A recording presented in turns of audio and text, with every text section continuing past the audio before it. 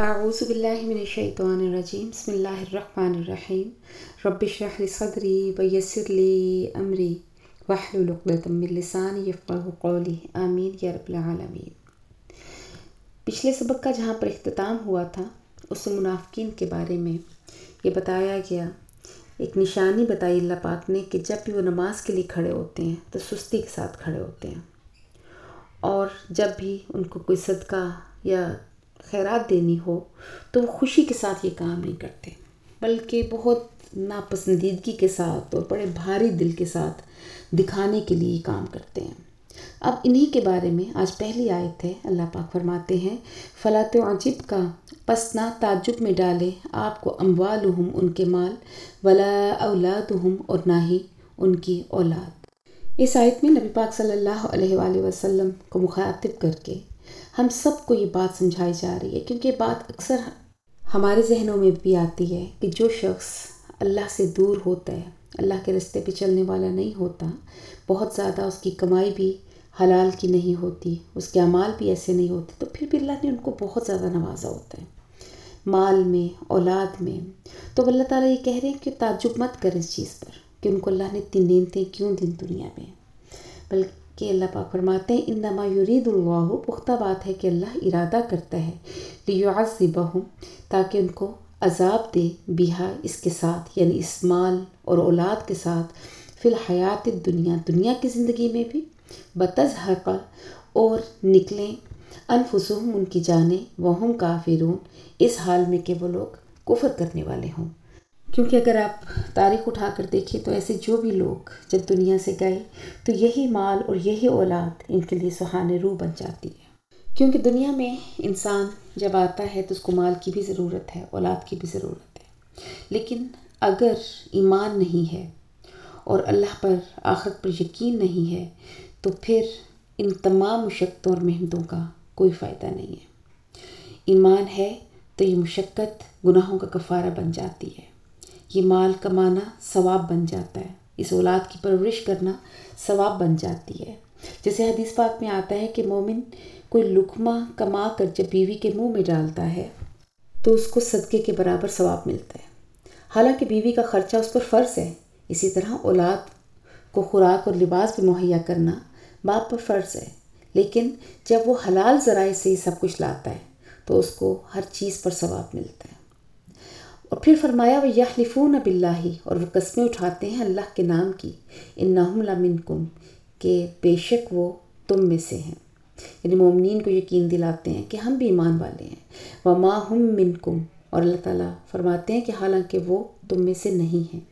وَلَكِنَّهُمْ، اور لیکن وہ، قَوْمٌ يَفْرَقُونَ، وہ قوم ہے جو ڈرنے والی ہے، یعنی ان کو ہر وقت ایک ڈر لگا رہتا ہے کہ کہیں ان کا راز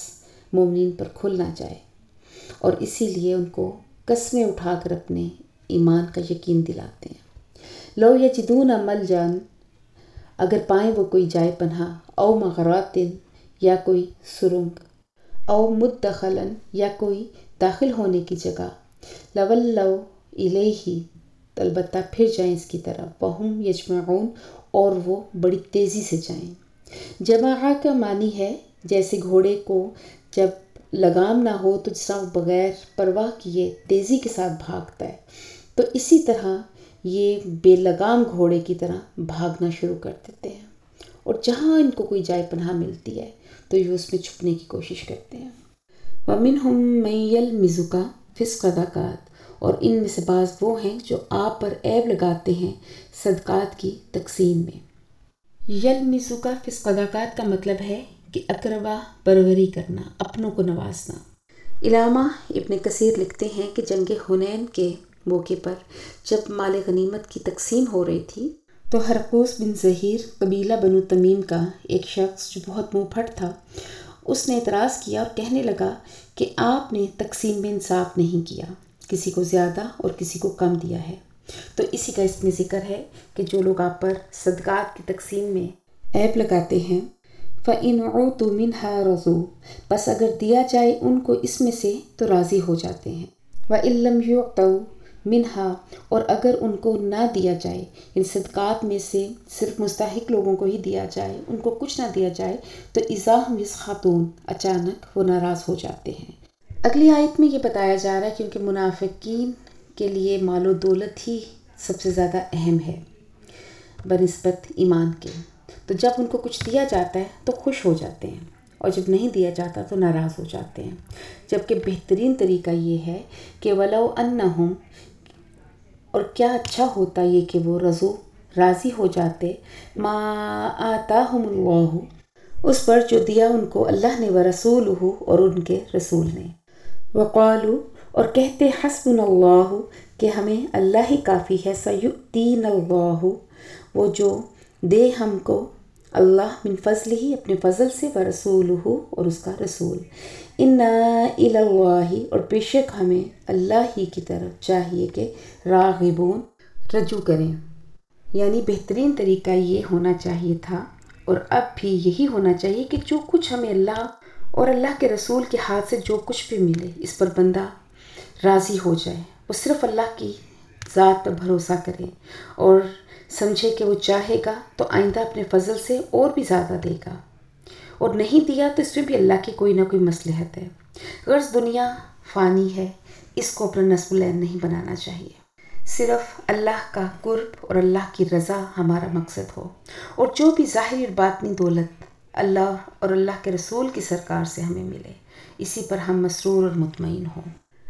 اگلی آیت کی تفسیر میں حضرت مفتی محمد شفیع صاحب رحمۃ اللہ لکھتے ہیں اس کی شان نزول میں کہ آیت کی مکمل تفسیر تشریح سننے کے بعد سمجھ لیں کہ اللہ تعالیٰ نے تمام مخلوق، انسان، حیوان کو رزق دینے کا وعدہ فرمایا ہے، جیسے ہم نے پیچھے پڑھا وَمَا مِن دَابَّةٍ فِي الْأَرْضِ إِلَّا عَلَى اللَّهِ رِزْقُهَا، اور ساتھ ہی اپنی حکمت کے تحت ایسا نہیں کیا کہ سب کو رزق برابر دے دیا اور امیر اور غریب کا کوئی فرق نہیں رہا۔ اس میں انسان کی اخلاقی تربیت اور اس کائنات کا نظام کس طرح چل رہا ہے، اس میں سینکڑوں حکمتیں پوشیدہ ہیں۔ جیسے اللہ نے فرمایا کہ وفی اموالہم حق للسائل والمحروم،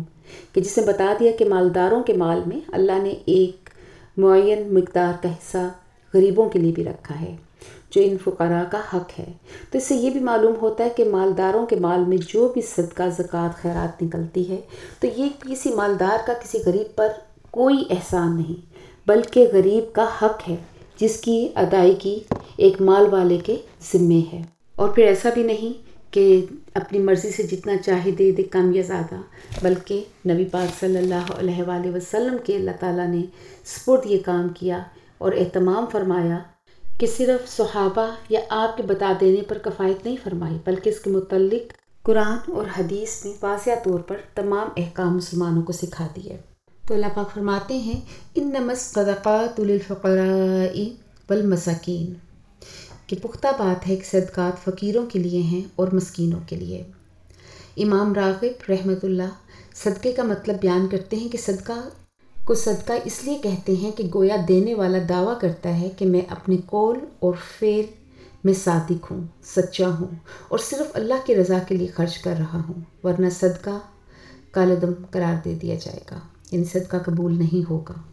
یعنی اللہ کی رضا کے بجائے اگر ہمارے ذہن میں یہ ہو کہ ہم نے اس شخص پر احسان کرنا ہے یا دنیا کو دکھانے کے لیے ایسا کوئی کام کرنا ہے تو وہ کام اللہ کے ہاں قبول نہیں ہے۔ پھر تیسرا مصرف فرمایا وَالْعَامِلِينَ عَلَيْهَا، اور جو اس پر عمل کرتے ہیں، یعنی وصول کرنے والے، تقسیم کرنے والے، ان کا بھی ان صدقات میں حصہ ہے۔ وَالْمُؤَلَّفَةِ قُلُوبُهُمْ، اور ان لوگوں کے لیے ہیں جن کے دلوں میں الفت ڈالی جائے۔ اس کی دو طرح سے تفسیر کی گئی ہے، ایک تو یہ کہ ابتدا میں جب مسلمان تھوڑے تھے، اسلام کمزور تھا، تو اثر رسوخ والے کافروں کو بھی زکوٰۃ دینا اس وقت جائز تھا، جن کے بارے میں توقع ہوتی تھی کہ شاید ان کے دل اسلام کی طرف مائل ہو جائیں، لیکن اب یہ چیز منسوخ ہو چکی ہے اور کسی بھی کافر کو زکوٰۃ دینا جائز نہیں۔ دوسری تفسیر یہ بھی کرتے ہیں کہ جو نئے مسلمان ہوئے ہوں اور ان کی کافر برادری جب ان سے تعاون ختم کر دیتی تھی تو پھر ان نو مسلم کے بھی دلوں میں محبت ڈالنے کے لیے تاکہ وہ اسلام پر پختہ ہو جائیں تو ان کو بھی زکوٰۃ دی جاتی تھی، اور یہ شک آج بھی موجود ہے۔ پھر اگلا ہے کہ وفر رقاب، اور گردنوں کو آزاد کرنے والے۔ اس زمانے میں چونکہ غلام اور لونڈیاں نہیں ہیں تو آج یہ اس مد میں مانا جائے گا کہ اگر کوئی شخص قرضے میں جکڑا ہوا ہے اور اس کو اس قرضے سے نکالنے کے لیے بھی اس کو زکوٰۃ وغیرہ دی جا سکتی ہے۔ والغارمین، اور جو تاوان میں دبے ہوئے ہوں۔ اس کی بھی کئی صورتیں ہیں، جیسے کوئی تاجر ہے، اس کا سامان اگر لٹ گیا یا اس کا مال اسباب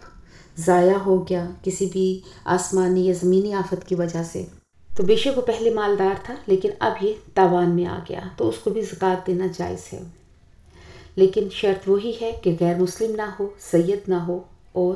کردار کا بھی برا نہ ہو کہ وہ آپ کا پیسہ لے کر حرام چیزوں میں خرچ نہ کرے۔ پھر آگے ہے وفی سبیل اللہ، اور اللہ کے راستے میں بھی، جیسے جہاد کے لیے اگر مجاہدین کو کوئی ضرورت ہے اسلحے کی، خوراک کی، تو ایسی چیزوں میں بھی خرچ کرنا چاہیے۔ وابن السبیلی، اور مسافروں کے لیے بھی، کیونکہ بعض اوقات یہ ہوتا ہے کہ کوئی مسافر اچھے گھر سے ہوتا ہے لیکن دوسرے شہر میں جا کر اگر ایسا کوئی حادثہ پیش آ جائے کہ اس کو اب ضرورت ہے تو اس کو بھی صدقات دیے جا سکتے ہیں۔ فریضۃ من اللہ، یہ فریضہ ہے اللہ کی طرف سے۔ واللہ علیم حکیم، اور اللہ جانتا ہے اور حکمت والا ہے۔ تو یہ 8 مصارف ہیں جو اللہ تعالیٰ نے بیان کر دیے کہ جن کو ہم نے کس طرح سے صدقات اور اپنے زکوٰۃ اور خیرات وغیرہ دینی ہے۔ لیکن اس تفصیل میں سب سے جو اہم چیز ہے وہ یہ ہے آپ کی نیت، کہ آپ کی نیت، جیسے میں نے بھی پیچھے بیان کیا کہ خالصتاً یہ ہو کہ ہم نے اس کے ذریعے اللہ کو راضی کرنا ہے۔ جیسے حدیث میں یہ بھی ہے کہ صدقہ اللہ کے غصے کو ٹھنڈا کرتا ہے، صدقہ بری موت سے بچاتا ہے، ہمارے گناہوں کو معاف کرواتا ہے۔ تو اس طرح سے ہمارا جب پیش نظر صرف یہ ہوگا کہ ہم نے اللہ کو راضی کرنا ہے، اور پھر ہمیں معلومات بھی ہوگی کہ کہاں پر کرنا ہے کہ جب اللہ کو ہم راضی کر سکتے ہیں، کہ کون سی جگہ ایسی ہے کہ جہاں پر ہمارا صحیح طرح سے پیسہ لگے، تو پھر یقیناً انشاءاللہ یہی آج دنیا میں جو ہم صدقات اور خیرات کرتے ہیں یہ آخرت میں ہمارے لیے ڈھال بن جائیں گے۔ اللہ پاک ہمیں اللہ کی راہ میں خرچ کرنے کی اور صحیح طرح اور صحیح نیت کے ساتھ خرچ کرنے کی توفیق عطا فرمائے۔ وآخر دعوانا ان الحمد للہ رب العالمین۔